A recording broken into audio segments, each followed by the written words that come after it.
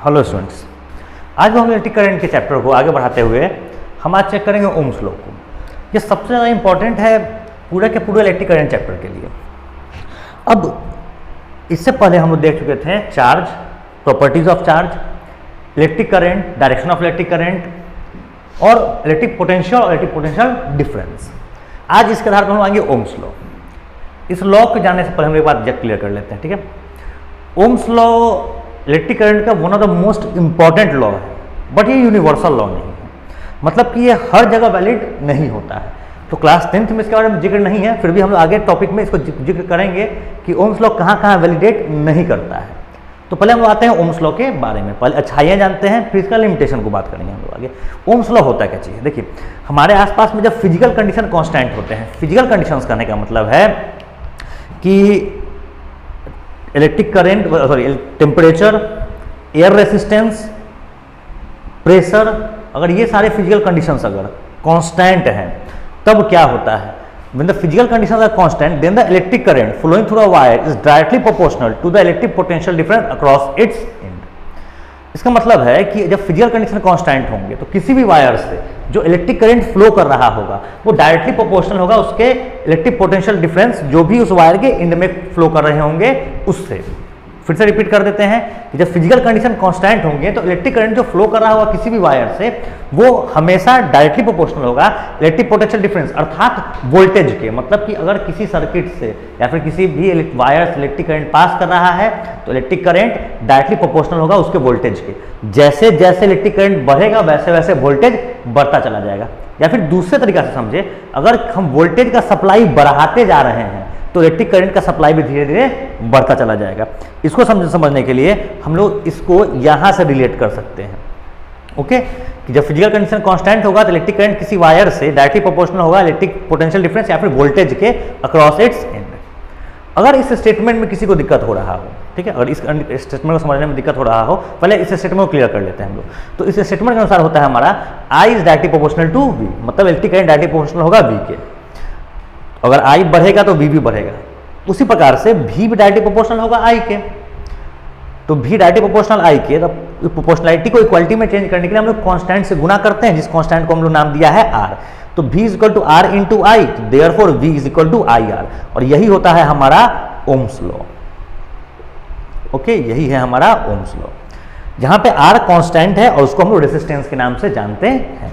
Where R is constant and is known as resistance. Okay, अब आ जाते हैं वो हम लोग कि अगर किसी बच्चे को इस स्टेटमेंट में दिक्कत है, मतलब V डायरेक्टली प्रोपोर्शनल I है, फिर I डायरेक्टली प्रोपोर्शनल V था, फिर V डायरेक्टली प्रोपोर्शनल हो गया I के, तो आप दूसरा स्टेटमेंट भी याद कर सकते हैं। ये स्टेटमेंट भी सही है, गलत नहीं है, बट अगला स्टेटमेंट ज्यादा इससे ईजी होगा।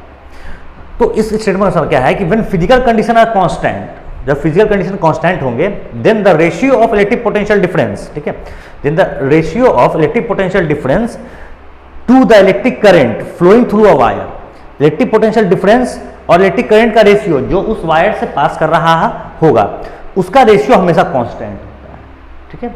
अगर किसी वायर से इलेक्ट्रिक करंट पास कर रहा है और वहां पे कुछ वोल्टेज अवेलेबल है तो वोल्टेज और इलेक्ट्रिक करंट का रेशियो हमेशा कांस्टेंट होता है, और यही स्टेटमेंट कहलाता है ओम्स लॉ। तो V बटा I का रेशियो हमेशा कांस्टेंट होगा। इस कांस्टेंट को हम लोग इक्वालिटी में बदलने के लिए रेसिस्टेंस नाम दे रहे हैं इसको। तो V बटा I, V divided by I is equal to R, therefore V is equal to IR, और यही है हमारा ओम्स लॉ। तो दोनों स्टेटमेंट के अनुसार आप बिल्कुल सही हैं।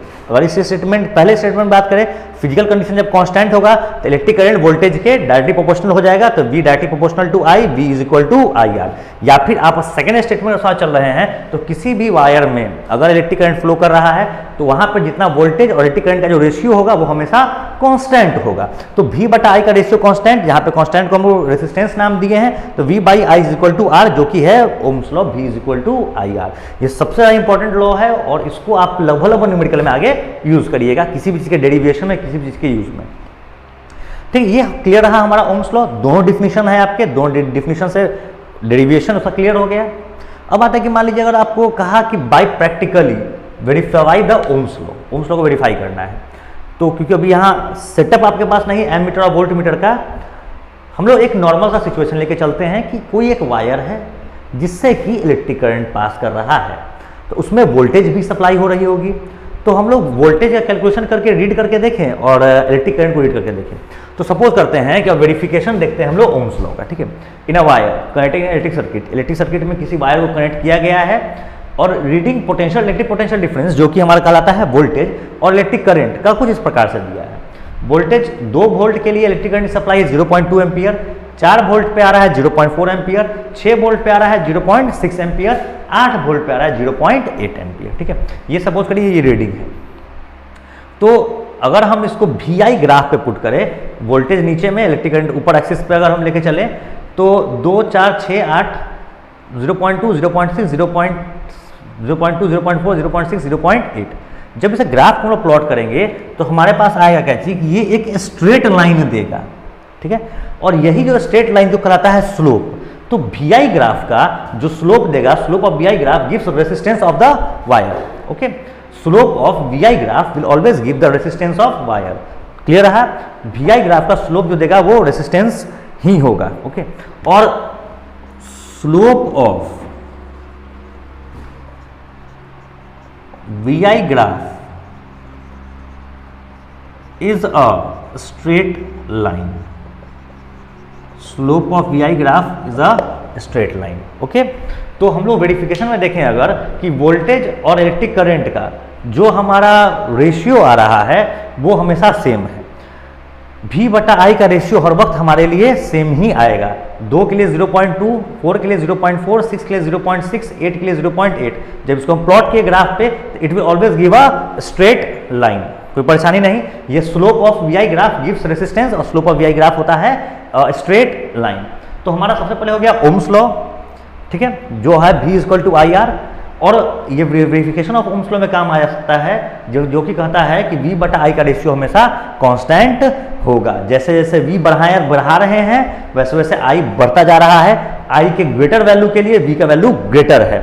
ऐसा कहीं नहीं हो रहा है कि V का वैल्यू और इंक्रीज होगा तो इसकी वैल्यू छोटी होगी। सो अगर प्रैक्टिकली करके देखें, सपोज करिए कि आप इलेक्ट्रिक सर्किट लिए हैं एक, ठीक है, उसमें आप एक नाइक्रो वायर लगाएं और पहला एक ही सेल लगाएं उसमें, ठीक है, 2 वोल्ट का। आप उसके लिए इलेक्ट्रिक करंट का रीडिंग किए, फिर क्या किए कि एक और सेल लगाएं इसमें 2 वोल्ट का, फिर इलेक्ट्रिक करंट का रीडिंग किए, फिर तीसरा लगाएं सेल 2 वोल्ट का, फिर इलेक्ट्रिक करंट का रीडिंग किए, फिर चौथा लगाएं 2 वोल्ट का, फिर इलेक्ट्रिक करंट का रीडिंग किए। तो हर एक वैल्यू के लिए जैसे जैसे वोल्टेज बढ़ेगा आप देखते चलिएगा कि वैसे वैसे इलेक्ट्रिक करंट का वैल्यू हमेशा बढ़ता जा रहा है। तो V के बढ़ने पर I की वैल्यू भी बढ़ती चली जा रही है। और यही कहता है हमारा ओम्स लॉ कि V डायरेक्टली प्रोपोर्शनल है I के, V = IR, V by I = R resistance.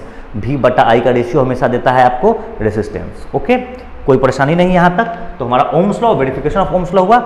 अब इसके बाद हम लोग को देखना है केवल और केवल limitations of Ohm's law, okay.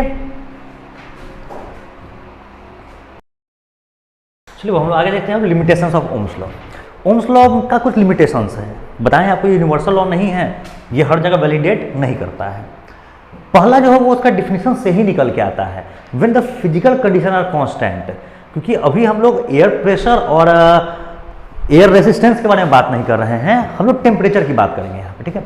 तो लिमिटेशन ऑफ ओम्स लॉ का मतलब है कि टेम्परेचर सबसे बड़ा लिमिटेशन, अगर टेम्परेचर चेंज होता है ज़्यादा या कम कुछ भी होता है तो ओम्स लॉ वैलिडेट नहीं करेगा। कहीं ना कहीं ओम्स लॉ की वैल्यू चेंज हो जाएगी, मतलब V by I का रेशियो कहीं ना कहीं बदल जाएगा।